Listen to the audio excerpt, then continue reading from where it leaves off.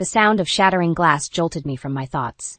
I flinched, my hands trembling as I gripped the edge of the kitchen counter. Ethan's thunderous footsteps echoed through the house, growing louder as he approached. "Laura! Where the hell are you?" His voice, thick with anger, made my stomach churn. I took a deep breath, steeling myself. "I'm in the kitchen, Ethan," I called out, trying to keep my voice steady. He stormed in, his face flushed with rage. "Why isn't dinner ready? I told you I had an important meeting tonight." I gestured to the half-chopped vegetables on the cutting board. "I'm working on it. The girls needed help with their homework and I lost track of time." Ethan's eyes narrowed. "Always excuses with you, isn't it? Can't you do anything right?" His words stung, but I bit my tongue. I'd learned long ago that arguing only made things worse. Instead, I turned back to the vegetables, hoping he'd leave me alone. No such luck. Ethan grabbed my arm, spinning me around to face him. "Look at me when I'm talking to you." The sharp scent of alcohol on his breath made me recoil. "You've been drinking," I said, unable to keep the accusation from my voice. He sneered. "So what if I have? Some of us actually work for a living." I yanked my arm free, anger finally overcoming my fear. "I work too, Ethan, or have you forgotten about the hours I put in at your parents' store?" "Oh, please," he scoffed. "Playing shopkeeper isn't real work. If you were any good at it, maybe the business wouldn't be struggling." Before I could respond, the patter of small feet interrupted us. Our twin daughters, Emma and Olivia, appeared in the doorway, their eyes wide with concern. "Mommy, Daddy, why are you yelling?" Emma asked, her lower lip trembling. Ethan's demeanor changed instantly, a saccharine smile replacing his scowl. "Everything's fine, sweethearts. Daddy's just hungry. Why don't you go watch TV while Mommy finishes dinner?" The girls hesitated, looking to me for reassurance. I forced a smile. "Go on, girls. I'll call you when it's ready." As soon as they were out of earshot, Ethan's mask slipped. "This isn't over," he hissed, jabbing a finger at me. "I'm going out. Don't wait up." The front door slammed behind him, and I sagged against the counter, relief washing over me. But as I reached for my phone to order takeout for the girls, a notification caught my eye. A text message from an unknown number. "Hey, handsome, can't wait to see you tonight. Same place as last time? So." My heart stopped. With shaking hands, I opened Ethan's messages. There it was, plain as day. A long string of flirtatious texts with someone named Candy. My world tilted on its axis as the truth I'd been avoiding for years finally came crashing down. Ethan was cheating on me. A sob caught in my throat, but I swallowed it down. I couldn't fall apart, not with the girls in the next room. Instead, I took a deep breath and straightened my shoulders. For the first time in years, I felt a spark of something other than fear or resignation. It was anger. And with that anger came clarity. I couldn't keep living like this. I deserved better. My daughters deserved better. As I deleted the incriminating text and set Ethan's phone back where I'd found it, a plan began to form in my mind. This wasn't over, all right? But it wouldn't end the way Ethan thought it would. Not this time. I picked up my own phone and dialed a familiar number. "Margaret? It's Laura. I need your help." The bell above the door chimed as I stepped into Cozy Corner, the furniture store that had been in Ethan's family for generations. The familiar scent of wood polish and leather enveloped me, offering a strange comfort after the turmoil of the past few days. Margaret looked up from behind the counter, her silver hair gleaming in the soft light. "Laura, dear, I'm so glad you're here." I managed a weak smile. "Thanks for letting me come in today, Margaret. I needed to get out of the house." She crossed the room and enveloped me in a warm hug. "Of course, sweetheart. You know you're always welcome here." As I pulled away, I noticed the worry lines etched around her eyes. "Is everything okay?" Margaret sighed, her shoulders sagging. "It's Henry. His arthritis is acting up something fierce. He can barely get out of bed most days." My heart sank. Henry had always been the backbone of the business, handling deliveries and custom orders. "Oh, Margaret, I'm so sorry. Is there anything I can do to help?" She patted my hand. "Actually, that's why I called you. We're swamped with orders, and I can't manage it all on my own. I was hoping you might be able to pitch in a bit more." I hesitated. Ethan had made it clear he didn't want me spending too much time at the store. But the thought of going back to that empty house, waiting for him to stumble home drunk and angry, "Of course," I said, squaring my shoulders. "Just tell me where you need me." Relief flooded Margaret's face. "Oh, thank you, dear. You're a lifesaver." For the next few hours, I lost myself in work, I organized invoices, helped customers, and even managed to upsell a young couple on a matching set of end tables. For the first time in years, I felt capable, useful. As the last customer left, Margaret locked the door behind them and turned to me with a grin. "Laura, you're a natural at this. I don't know what we'd do without you." Warmth bloomed in my chest at her praise. "I'm just happy to help," I said, meaning every word. The moment was shattered by the harsh ring of my cell phone. Ethan's name flashed on the screen. "Aren't you done yet?" he barked as soon as I answered. "The girls need to be picked up from soccer practice." I glanced at the clock, my stomach dropping. I'd completely lost track of time. "I'm so sorry, I'll leave right now." "Don't bother," Ethan cut me off. "I'll do it, but we're gonna have a serious talk when I get home." The line went dead.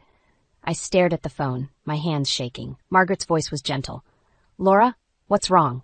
I couldn't meet her eyes. "It's nothing. I forgot about the girls' practice. Ethan's picking them up." "And that's upset you this much?" Margaret's tone sharpened. "What aren't you telling me?" The dam broke. Words poured out of me, the fights, the drinking, the cruel words, and finally the text message I'd seen. Margaret listened in silence, her face growing stormier with each revelation. When I finished, she took my hands in hers. "Laura, listen to me. You do not deserve to be treated this way. Not by anyone, and certainly not by my son." Tears stung my eyes. "I don't know what to do, Margaret. I can't leave. Where would I go? How would I support the girls?" Margaret's grip tightened. "You let me worry about that. For now, I want you to come work here full time. We'll say it's because of Henry's health, which isn't a lie. It'll get you out of that house and give you some financial independence." Hope, fragile but persistent, bloomed in my chest. "Are you sure?" "Absolutely," Margaret said firmly. "And Laura, when you're ready to leave him, you'll have a place to go. I promise you that." As I left the store that evening, I felt lighter than I had in years. For the first time, I could see a way out. A future where I wasn't trapped by Ethan's cruelty. It wouldn't be easy, but with Margaret's support, I knew I could do it. I just had to be brave enough to take the first step. The rhythmic thud of golf clubs hitting balls echoed across the manicured green as I pulled into the country club parking lot. I spotted Ethan immediately, his boisterous laugh carrying across the practice range. He was surrounded by a group of men in crisp polo shirts, looking every bit the successful businessman he pretended to be. I gripped the steering wheel tighter, willing myself to step out of the car. It was the annual club barbecue, and Ethan had insisted I attend. "It's important for my image," he'd said, as if I were nothing more than an accessory to be shown off. Taking a deep breath, I plastered on a smile and made my way over to the group. Ethan's eyes narrowed as he saw me approach. "There you are," he said, his tone clipped. "I was beginning to think you weren't coming." I forced a laugh. "Sorry, I got held up at the store. You know how busy it gets on weekends." One of the men, Tom, I think his name was, raised an eyebrow. "Store? I didn't know you worked, Laura." Before I could respond, Ethan cut in. "Oh, she just helps out at my parents' with little furniture shop sometimes. Nothing serious." The dismissive wave of his hand made my blood boil, but I bit my tongue. This wasn't the time or place for an argument. As the afternoon wore on, I found myself increasingly isolated.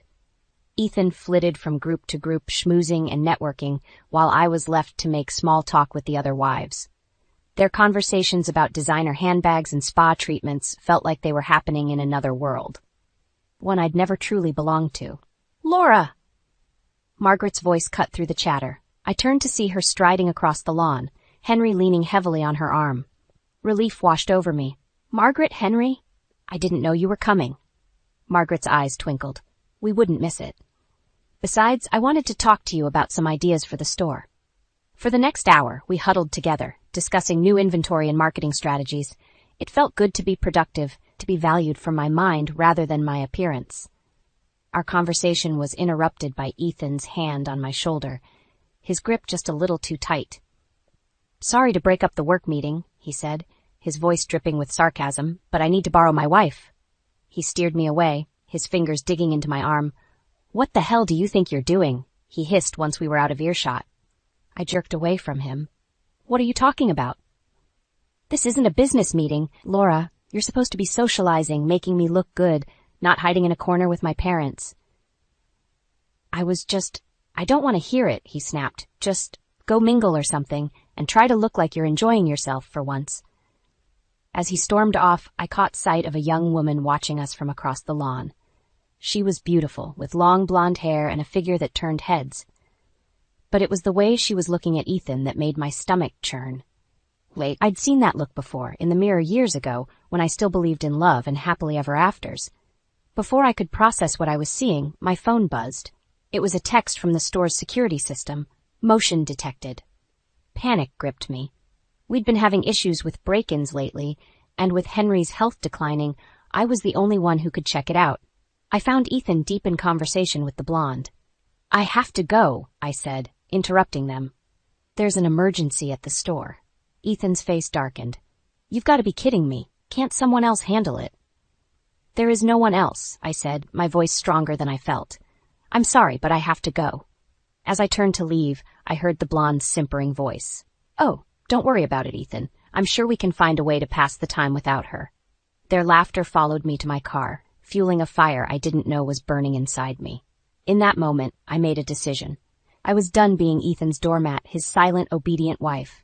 It was time to take control of my life, starting with saving the business that had become my sanctuary. I stumbled through the front door, exhausted from another long day at the store. The house was quiet, too quiet. My heart raced as I called out, "Emma? Olivia? Are you girls home?" No answer. Panic rising, I rushed to check their rooms, only to find them empty.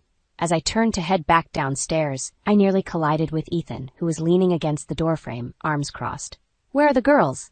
I demanded, my voice shaking. Ethan's lips curled into a smirk. "Relax. They're at my parents' house. I thought we needed some alone time." The way he said it made my skin crawl. I tried to push past him, but he blocked my path. "We need to talk, Laura," he said, his tone dangerously calm. "This little rebellion of yours has gone on long enough." I straightened my spine, meeting his gaze. "What are you talking about?" "Don't play dumb," he snapped. "The late nights at the store, missing my golf tournaments, embarrassing me in front of my colleagues. It stops now." "I'm not embarrassing you, Ethan," I retorted. "I'm working. Someone has to keep that store running while your father's health declines." His eyes narrowed. "And what's that supposed to mean?" "It means that if I wasn't there, your parents would lose everything they've worked for, everything they want to leave to us, to our daughters." Ethan scoffed. "Please, that store is a sinking ship. If they had any sense, they'd sell it and enjoy their retirement." His callousness shocked me. "How can you say that? It's your family's legacy." "Legacy?" He laughed bitterly. "It's a millstone around my neck. Do you have any idea how it looks to my clients when they find out my wife is playing shopkeeper in some dusty old furniture store?" I felt like I'd been slapped. "Is that all you care about? How things look?" "Wake up, Laura," Ethan shouted, making me flinch. "Image is everything in my world. If you can't understand that, maybe you don't belong in it anymore." The threat hung in the air between us. For a moment, I was that scared, insecure woman I'd been for so long. But then I thought of Margaret's unwavering support, of the pride I felt when I made a difficult sale, of the way my daughters' faces lit up when they visited me at the store. "You're right," I said quietly. "Maybe I don't belong in your world anymore." Ethan's face contorted with rage. He grabbed my arm, yanking me closer. "What did you just say to me?" I wrenched free, adrenaline coursing through me. "I said you're right. I don't want to be part of this facade anymore. I'm done pretending to be the perfect silent wife while you flirt with every woman who crosses your path." His eyes widened in shock, then narrowed dangerously. "You ungrateful bitch. After everything I've given you." "Given me?" I laughed, the sound harsh and foreign to my ears. "What have you given me, Ethan? A life of walking on eggshells, of never being good enough, of wondering which lie you'll tell next." I saw his hand twitch, and for a terrifying moment I thought he might hit me. Instead, he turned and punched the wall, leaving a gaping hole. "This is your last chance, Laura," he growled. "Either you start acting like a proper wife, or what?" I interrupted, surprising us both with my defiance. "You'll leave? Go ahead. I'm sure your girlfriend would be thrilled."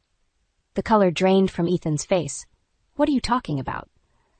"I know about the affair, Ethan," I said, my voice steadier than I felt. "I've known for weeks." He stumbled back as if I'd physically struck him. You're bluffing." I pulled out my phone, showing him the screenshots I'd taken of his messages. "Am I?" Ethan's face twisted into an ugly snarl. "You little sneak. You had no right." "I had every right," I I shouted back. I'm your wife, the mother of your children, or have you forgotten that in your rush to bed, every young thing that catches your eye? He lunged forward, grabbing my shoulders. You listen to me. The sound of a car door slamming outside made us both freeze. Moments later, Emma and Olivia's voices floated up from the driveway, chattering excitedly about their day with their grandparents. Ethan released me, stepping back. This isn't over, he hissed. As I watched him plaster on a fake smile to greet our daughters, I knew he was right. This wasn't over, not by a long shot. But for the first time in years, I felt ready to fight. Whatever came next, I wouldn't back down, not anymore. The store was quiet, save for the gentle hum of the air conditioning. I stood behind the counter, mechanically polishing a brass lamp, my mind still reeling from last night's confrontation with Ethan. The bell above the door chimed, startling me from my thoughts. Laura, dear? Margaret's voice called out. Are you here? I forced a smile as she approached. Hi, Margaret. I didn't expect to see you today. Her eyes narrowed, taking in my appearance. You look terrible, sweetheart. What's wrong? Before I could answer, the door chimed again. Ethan strode in, his face a mask of barely contained anger. My heart raced as he approached, but I stood my ground. We need to talk, he growled, grabbing my arm. Margaret's voice cracked like a whip. Take your hands off her, Ethan. He turned, seemingly noticing his mother for the first time. Stay out of this, Mom. It's between me and my wife. Not when you're manhandling her in my store, it isn't, Margaret shot back, moving to stand between us. Ethan's face flushed with anger. Your store? That's rich. If it weren't for Laura playing shopkeeper, this place would have gone under months ago. I gasped, shocked by his cruelty. Margaret, however, didn't flinch. Is that what you think? She asked, her voice dangerously calm. That Laura's just playing at running this business? Well, isn't she? Ethan sneered. It's not like she has any real experience. She's just a housewife with delusions of grandeur. The words hit me like physical blows, but before I could respond, Margaret let out a harsh laugh. Oh, Ethan, she said, shaking her head. You have no idea, do you? Laura's not just running the store. She saved it. Ethan's brow furrowed. What are you talking about? Margaret turned to me, her eyes softening. Show him the books, Laura. Show him what you've done. With shaking hands, I pulled out the ledger I'd been meticulously maintaining. We were in the red when I started, I explained, my voice gaining strength as I spoke. But look at the last 3 months. We're not just breaking even. We're turning a profit. Ethan snatched the book from my hands, his eyes widening as he scanned the numbers. This can't be right. It is, Margaret said firmly. Laura's redesigned the showroom, implemented a new inventory system, even started an online store. She's done more for this business in 6 months than you have in your entire life. Ethan's face contorted with rage. He hurled the ledger across the room, sending papers flying everywhere. You're choosing this shop over me? He roared, rounding on me. I'm your husband. And I'm your mother, Margaret interjected, stepping between us once more. And I'm telling you right now, if you don't walk out that door and cool off, you'll regret it. For a moment, I thought Ethan might explode. But then, without another word, he stormed out, the door slamming behind him. The silence that followed was deafening. I sagged against the counter, my legs suddenly unable to support me. Margaret was at my side in an instant, her arm around my shoulders. I'm so proud of you, Laura, she said softly. But you can't keep living like this. It's time to make a choice. I looked up at her, tears blurring my vision. What choice? Margaret's eyes were filled with a mixture of sadness and determination. Whether you're going to keep letting Ethan control your life, or whether you're going to take charge of your own destiny. The weight of her words settled over me. I thought of my daughters, of the business I'd poured my heart into, of the woman I'd become when I wasn't living in Ethan's shadow. I don't know if I can do it, I whispered. Margaret squeezed my hand. You're stronger than you know, Laura, and you won't be alone. Whatever you decide, I'll be right here with you. As I looked around the store, at the life I'd built, the success I'd achieved, I felt something shift inside me. The fear was still there, but alongside it was something new. Something that felt a lot like hope. I took a deep breath, squaring my shoulders. Okay, I said, my voice steadier than I felt. I think it's time I talked to a lawyer. Margaret's smile was fierce and proud. That's my girl. Now, let's clean up this mess and plan our next move. You've got a bright future ahead of you, Laura. It's time to grab it with both hands. My hands trembled as I placed the last of the girls' clothes into their suitcases. The house was eerily quiet, the calm before the storm I knew was coming. I'd sent Emma and Olivia to stay with Margaret for the night, not wanting them to witness what was about to unfold. The front door slammed, making me jump. Ethan's heavy footsteps echoed through the house, getting louder as he approached our bedroom. "Laura?" he called out, his voice slurred. "Where are you?" I took a deep breath, steeling myself. This was it. No turning back now. "I'm in here," I answered, my voice steadier than I felt. Ethan stumbled into the room, his eyes narrowing as he took in the packed suitcases on the bed. "What the hell is this?" I straightened my spine, meeting his gaze. "I'm leaving you, Ethan. I'm taking the girls and we're going to stay with your parents for a while." He laughed, a harsh, ugly sound. "Like hell you are. You're not taking my daughters anywhere." "They're my daughters, too," I shot back. "And I won't let them grow up thinking this is what a marriage should look like." Ethan's face contorted with rage. He lunged forward, grabbing my arm. "You ungrateful bitch, after everything I've done for you." I wrenched free, anger giving me strength. "Done for me? What have you done except lie, cheat, and make me feel worthless?" "Cheat," he sputtered. "What are you talking about?" "I know about Candy," I spat. "I've seen the texts, Ethan. How long has it been going on? Months? Years?" The color drained from his face. For a moment he looked like he might deny it. Then his expression hardened. "So what if I did? It's not like you've been much of a wife lately." His words hit me like a physical blow, but I refused to back down. "I've been running your family's business, raising our children, and trying to hold this marriage together. What have you been doing besides drinking and screwing around?" Ethan's eyes flashed dangerously. He took a step towards me, his fists clenched. "You watch your mouth." "Or what?" I challenged. "You'll hit me? Go ahead, give me one more reason to walk out that door." For a terrifying moment, I thought he might actually do it, but then he deflated, sinking onto the bed. "You can't leave," he mumbled. "What about the girls? What about the business?" "The girls will be fine," I said firmly. "They'll have me and your parents. As for the business, I think I've proven I can handle it just fine without you." Ethan's head snapped up, his eyes blazing. "You think you can just take everything from me? My kids, my family's legacy?" "I'm not taking anything," I retorted. "I'm choosing to live a life free from your abuse and lies, and if that means I have to do it on my own, then so be it." He stood up abruptly, towering over me. "You'll never make it without me. You're nothing without me, Laura. Nothing." His words, once so cutting, now felt hollow. I looked at him, really looked at him, and saw not the powerful man I'd feared for so long, but a sad, angry shell of a person. "You're wrong," I said quietly. "I'm everything without you, and it's time I started living like it." I grabbed the suitcases, brushing past him towards the door. Ethan's hand shot out, gripping my arm once more. "If you walk out that door," he growled, "don't bother coming back." I met his gaze, unflinching. "I won't." With that, I wrenched free and strode out of the room, out of the house that had been my prison for so long. As I loaded the suitcases into my car, I felt a weight lifting from my shoulders. But as I slid into the driver's seat, my phone buzzed with a text from Margaret. "Ethan just called. He's on his way here. Hurry." My heart raced as I started the engine. The night wasn't over yet. I had to get to my girls before Ethan did. As I peeled out of the driveway, I realized this wasn't just about leaving Ethan anymore. It was about protecting my children, my future, and the life I'd fought so hard to build. Whatever came next, I was ready to face it head on. My tires screeched as I pulled into Margaret and Henry's driveway, heart pounding. The front door flew open before I could even turn off the engine, Margaret rushing out with Emma and Olivia in tow. "Hurry," she called, ushering the girls towards my car. "Ethan just called again. He's almost here." I jumped out, helping to buckle the girls into their seats. They looked scared and confused, their eyes wide in the darkness. "Mommy, what's happening?" Emma whimpered. "We're going on a little trip, sweetheart," I said, trying to keep my voice calm. "Everything's going to be okay." Just as I slammed the car door shut, headlights swept across the yard.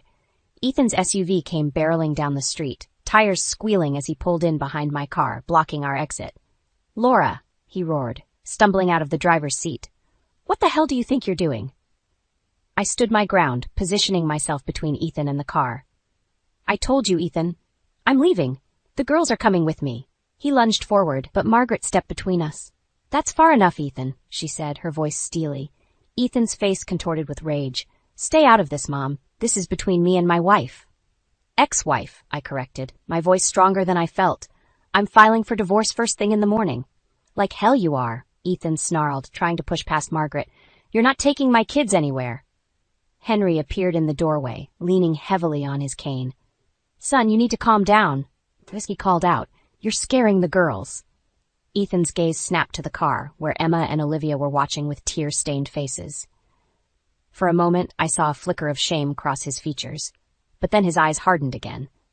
This is all your fault, he spat at me. You've turned my own parents against me. You've poisoned my children. No, Ethan, Margaret cut in. You've done this to yourself, with your drinking, your affairs, your neglect. Ethan reeled back as if he'd been slapped. You knew? We've known for a long time, Henry said sadly. We just hoped you'd come to your senses before it was too late. Ethan's shoulders sagged, the fight seeming to drain out of him. For a moment, I almost felt sorry for him. Then he looked up, his eyes blazing with a dangerous light. Fine, he said, his voice low and menacing. If this is how you all want it, then so be it. But don't think this is over, Laura. I'll see you in court. I'll take everything. The kids, the business, everything. Before I could respond, he stormed back to his car. The engine roared to life, and he peeled out of the driveway, leaving the acrid smell of burning rubber in his wake. For a moment, we all stood in stunned silence. Then Emma's muffled sobs broke the spell. I rushed to the car, gathering both girls into my arms. It's okay, I murmured, stroking their hair. It's all going to be okay now. Margaret placed a gentle hand on my shoulder. You can stay here as long as you need, dear. We'll help you get through this. I looked up at her and Henry, overwhelmed with gratitude. Thank you, I whispered. I don't know what I'd do without you. As we made our way inside, the girls clinging to me, I felt a strange mix of emotions. Fear of what Ethan might do next, grief for the marriage I'd once believed in, but also hope for the future. I was finally brave enough to claim for myself and my daughters. I tucked the girls into bed in the guest room, their little faces finally peaceful in sleep. As I closed the door behind me, I took a deep breath. Tomorrow would bring new challenges, lawyers, custody battles, the struggle to keep the business afloat. But for the first time in years, I felt ready to face whatever came my way. I wasn't just Laura, Ethan's wife, anymore. I was Laura, mother, businesswoman, survivor, and I was just getting started. 5 years. It had been 5 years since that night I drove away from Ethan, my daughters in tow, towards an uncertain future. Now, standing in the newly expanded showroom of Cozy Corner, I could hardly believe how far we'd come. The bell above the door chimed, and I turned to see Margaret entering, her silver hair gleaming in the sunlight. Laura, dear, the place looks magnificent. I beamed, pride swelling in my chest. Thanks, Margaret. I couldn't have done it without you and Henry. She waved off my gratitude. Nonsense. This is all you, my dear. You've turned this little shop into a thriving business. As if on cue, Emma and Olivia burst through the door, their backpacks bouncing. Mom, guess what? Emma exclaimed. I got an A on my science project. That's wonderful, sweetheart, I said, pulling her into a hug. And how was your day, Olivia? Good, she replied, her eyes scanning the store. Is Grandpa Henry here? I wanted to show him my new sketches. Margaret chuckled. He's in the back, dear. Go on, he'll be thrilled to see them. As the girls disappeared into the workshop, I felt a familiar pang of guilt. They barely see their father anymore, I murmured. Margaret's expression softened. That's Ethan's choice, Laura. You've done everything you can to facilitate a relationship. I nodded, remembering the bitter custody battle, the missed visitations, the child support checks that arrived sporadically, if at all. But I'd kept my promise to myself and my daughters. We'd built a life full of love, stability, and purpose. The phone rang, interrupting my thoughts. Cozy Corner, this is Laura speaking. Laura? Ethan's voice, slurred and desperate, came through the line. I need to see the girls. It's been too long. My heart raced, old fears resurfacing. Ethan, you know the court order. If you want to see them, you need to. To hell with the court order, he shouted. They're my daughters, too. I took a deep breath, steeling myself. I'm sorry, Ethan, but I can't let you see them like this. Call me when you're sober and we can discuss. The line went dead. I stared at the phone, my hands shaking. Margaret was at my side in an instant. Was that him? I nodded, unable to speak. Oh, Laura, she sighed, pulling me into a hug. I'm so sorry, I had hoped. I know, I whispered. Me too. Just then, the girls emerged from the workshop, their faces alight with excitement. Mom, Grandpa Henry says we can help paint the new delivery truck, Olivia exclaimed. I forced a smile, pushing aside my worries. That sounds wonderful, sweetie. Why don't you two go pick out some colors? As they scampered off, Margaret squeezed my hand. You've done right by them, Laura. Don't ever doubt that. I looked around the store, at the thriving business I'd built, at my daughter's laughter echoing through the halls, at the family I'd found in Margaret and Henry. And I realized something profound. All of this, was what I'd been fighting for. Not just to escape Ethan, but to create a life filled with love, purpose, and joy. A life where my daughters could grow up strong and confident, surrounded by positive role models. The bell chimed again, and I turned to see a young woman enter, her eyes wide as she took in the store. Can I help you? I asked. She nodded, looking nervous. I'm leaving my husband. A friend told me you might be hiring. I felt a surge of emotion, recognizing the fear and hope in her eyes. Why don't we sit down and talk? I said gently. I have a feeling we might have a lot in common. As I led her to the office, I caught sight of my reflection in a mirror. The woman staring back at me was strong, confident, and at peace. She was a far cry from the scared, insecure woman I'd been 5 years ago. That woman had taken a leap of faith, choosing an uncertain future over a toxic present. And in doing so, she'd not only saved herself, but created a legacy of strength and resilience for her daughters. I smiled at my reflection, feeling a deep sense of contentment wash over me. The road hadn't been easy, but every struggle, every tear, every moment of doubt had led me here. And I wouldn't change a thing.